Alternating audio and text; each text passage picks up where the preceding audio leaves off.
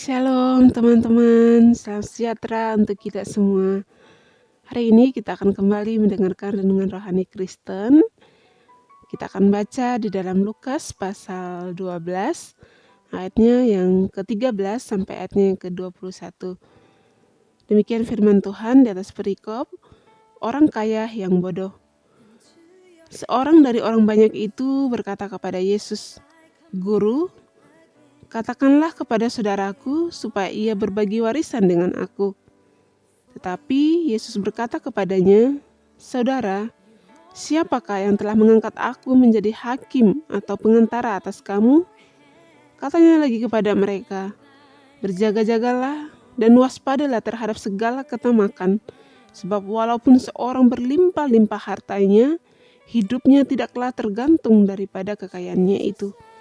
Kemudian ia mengatakan kepada mereka suatu perumpamaan, katanya, "Ada seorang kaya, tanahnya berlimpah-limpah hasilnya. Ia bertanya di dalam hatinya, 'Apakah yang harus aku perbuat? Sebab aku tidak mempunyai tempat di mana aku dapat menyimpan hasil tanahku.' Lalu katanya, 'Inilah yang akan aku perbuat. Aku akan merombak lumbung-lumbungku, dan aku akan mendirikan yang lebih besar, dan aku akan menyimpan di dalamnya segala gandum dan barang-barangku. Sesudah itu ia akan berkata kepada jiwaku, Jiwaku, ada padamu banyak barang tertimbun untuk bertahun-tahun lamanya. Beristirahatlah, makanlah, minumlah, dan bersenang-senanglah.' Tetapi firman Tuhan Allah kepadanya, 'Hai engkau orang bodoh, pada malam ini juga jiwamu akan diambil daripadamu, dan apa yang telah kau sediakan, untuk siapakah itu nanti?' Demikianlah jadinya dengan orang yang mengumpulkan harta bagi dirinya sendiri, jikalau ia tidak kaya di hadapan Allah." Demikianlah firman Tuhan. Berbahagialah setiap kita yang membaca, merenungkan, serta melakukan firman Tuhan dalam kehidupan kita tiap-tiap hari. Tema firman Tuhan bagi kita hari ini adalah kaya tapi bodoh. Teman-teman yang dikasihi Tuhan, ketika Tuhan Yesus sedang mengajar murid-muridnya, ada dari antara orang banyak yang meminta agar Yesus mengatakan kepada saudaranya untuk berbagi warisan dengannya. Tetapi Tuhan Yesus tidak memenuhi permintaannya, karena Tuhan Yesus tahu bahwa masalah yang paling mendasar adalah karena mereka dikuasai oleh ketamakan. Tuhan tidak pernah melarang kita untuk menjadi kaya, tetapi Tuhan tidak menghendaki bila kita dikendalikan oleh kekayaan yang kita miliki. Itulah yang disebut dengan ketamakan. Dalam perikop ini dijelaskan ada dua jenis orang yang kaya. Mari kita simak. Bagian yang pertama adalah orang kaya yang bodoh di ayat yang ke-20. Ini merupakan keadaan yang ironis. Biasanya orang yang kaya adalah orang yang pintar. Tetapi kali ini ada orang kaya yang disebut bodoh. Ada 3 alasan. 1. Karena ia tidak puas dengan apa yang ada padanya. Di ayat 16 sampai ayatnya yang ke-18. Orang ini adalah seorang petani yang sudah memiliki kekayaan, tetapi ia ingin menyimpan harta yang lebih banyak lagi bagi dirinya. Ia tidak puas dengan kekayaan yang telah dimiliki. Itu sebabnya ia hanya berpikir bagaimana ia bisa memiliki tempat yang lebih besar untuk menyimpan harta-hartanya itu. Kedua, karena ia mencari kepuasan di dalam kekayaan. Ayat yang ke-19. Petani ini berpikir bahwa kekayaan yang ia miliki dapat memberikan kepuasan bagi dirinya. Dalam ayat 19, ia berkata kepada dirinya, "Jiwaku ada padamu." Ia menganggap seolah-olah inilah akhir dari segala usahanya. Bila ia punya kekayaan melimpah, maka jiwanya akan dipuaskan. Yang ketiga, karena ia hanya berorientasi pada hal yang fana. Di ayat yang ke-20, orang kaya ini hanya berorientasi pada hal yang sementara, itulah kekayaannya. Sesungguhnya bukanlah kekayaannya yang terpenting, tetapi apakah yang akan terjadi dengan dirinya apabila ia diperhadapkan pada kekekalan atau kematian. Dalam ayat 20 ditegaskan bahwa Kekayaan yang ia miliki tidak bisa menghalangi dia menghadapi kematian. Jenis orang kaya yang kedua adalah orang kaya yang bijaksana atau kaya di hadapan Allah. Ada kekayaan yang dikehendaki oleh Allah.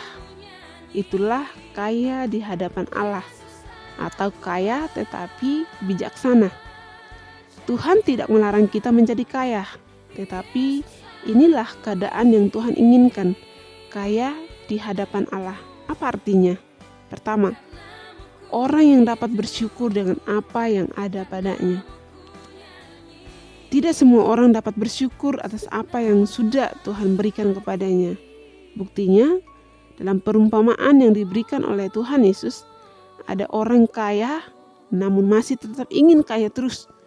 Bukankah hal itu disebut dengan orang yang tidak bersyukur dengan apa yang ada padanya? Dalam ayat 21 akhir, jelas yang diinginkan oleh Tuhan adalah supaya setiap orang yang percaya kepadanya bersyukur atas apa yang sudah diberikan kepadanya. Ungkapan syukur ini dapat diwujudkan melalui kekayaan dengan cara menjadi saluran berkat bagi orang lain dan persembahan yang terbaik bagi Tuhan. Yang kedua, orang yang mencari kepuasan hidup di dalam Tuhan dan bukan kekayaan. Bagi orang yang belum mengenal Tuhan dengan sungguh-sungguh atau bertobat, ini merupakan keadaan yang sulit. Sebab fokus hidupnya masih banyak diwarnai dengan hal-hal duniawi seperti kekayaan, kehormatan, status sosial, dan lain-lain. Namun tidaklah demikian bagi orang yang telah mengenal Tuhan. Teman-teman bisa membandingkan di dalam Mazmur 61 ayat 1 sampai ayat yang ke-9. Sebab baginya harta, kekayaan, kehormatan, dan seterusnya adalah fana sifatnya dan dapat lenyap seketika. Karena itu ia pasti tidak ingin memuaskan dirinya dengan hal demikian. Karena memang kenyataannya tidak dapat menjamin ketenangan hidup. Di ayat yang ke-20. Yang dapat memberikan ketenangan, ketentraman, ketenangan, kesejahteraan, dan kedamaian hidup hanyalah dari Tuhan itu sendiri. Ketiga, orang yang memfokuskan diri pada kekekalan.